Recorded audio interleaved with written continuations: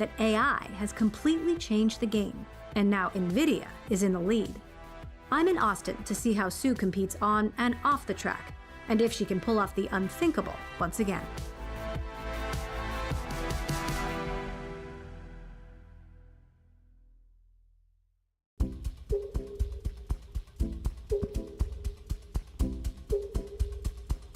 Hello, hello. Thank you so much for doing this. Oh, thank you. Thank you for coming. So the first thing we did when we got here is we went to your lab and your engineers made us this chip.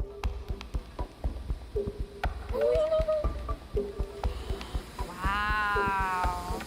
It's our own chip. The circuit on a circuit. This is our epic with the circuit with Emily Chang. You've been CEO of AMD for 10 years. You've been working in the chip industry for decades. But I want to go back to a moment. When did you first hear that you were going to be CEO of AMD? It's a phone call you get from your chairman of the board.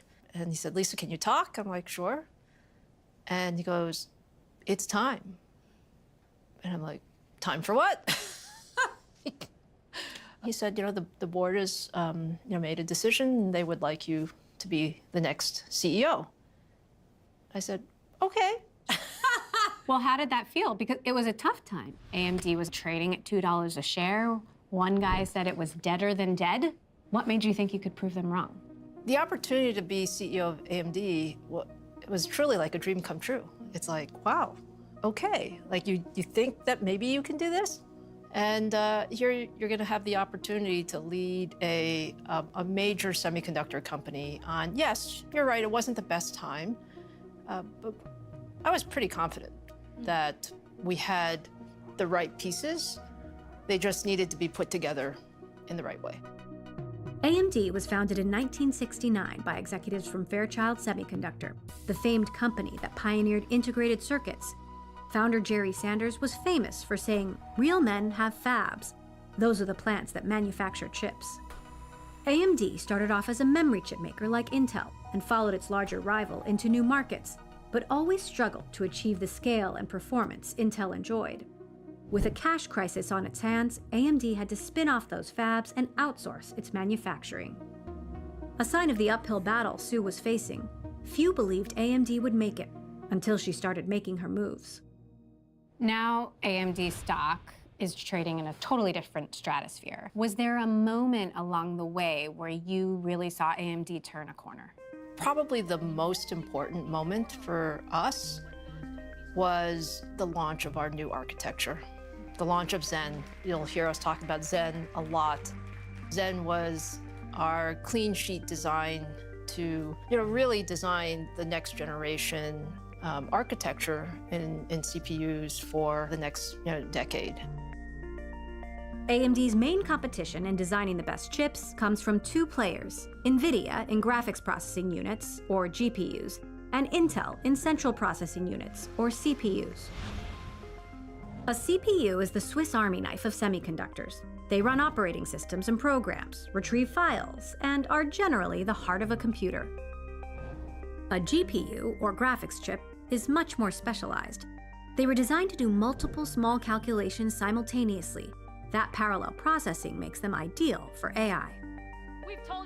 The new Zen architecture put AMD back on top and gave it a range of chips capable of taking market share from Intel. You proved the naysayers wrong. That has to feel like vindication. Like, do you ever just shut the door and go, yes, all by yourself? I don't know that I do that, Emily. Those first few years were more about just stabilizing the company and getting ourselves on a good roadmap. And then we went through a period of just tremendous growth around the portfolio. And now we're in the AI world. This current AI wave is moving so fast. How would you describe the pace right now? I truly believe AI is the most transformational technology that I've seen in my career. And we've seen all kinds of technology transitions. We've seen the rise of the internet. We've seen the rise of the PCs, mobile phones, the cloud. All of these things were all really mega trends. I think AI actually surpasses all of that. The rate and pace of change in the industry, it's faster than anything we've ever seen. It's like we've made more progress in the last 18 months than certainly the last 10 plus years. Mm-hmm.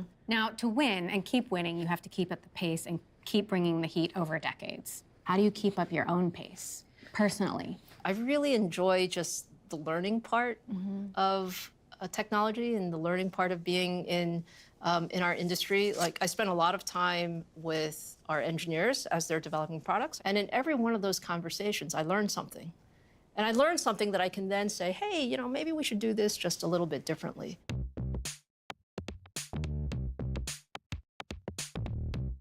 I come here for two reasons. I come when there are good things, because I want to be able to see some of the new technology myself. And then I come when there's a problem. And when there's a problem, I'm here to cheer them up. To cheer them up, not to crack the whip? No, because at the end of the day, like, these guys love what they do. I've heard you make some late night trips to the lab. I've done late nights, I've done weekends. I don't want to surprise them. It'd be too much of a surprise. I can't just pop in. You might have a heart attack. That's right. I'm going to show you some of our latest tech. This is a gaming chip. We're pretty sure when it launches, it will be the fastest gaming chip in the world.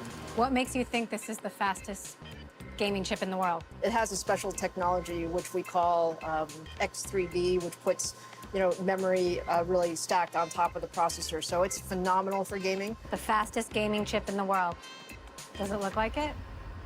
Who would know? She would. We talked a lot about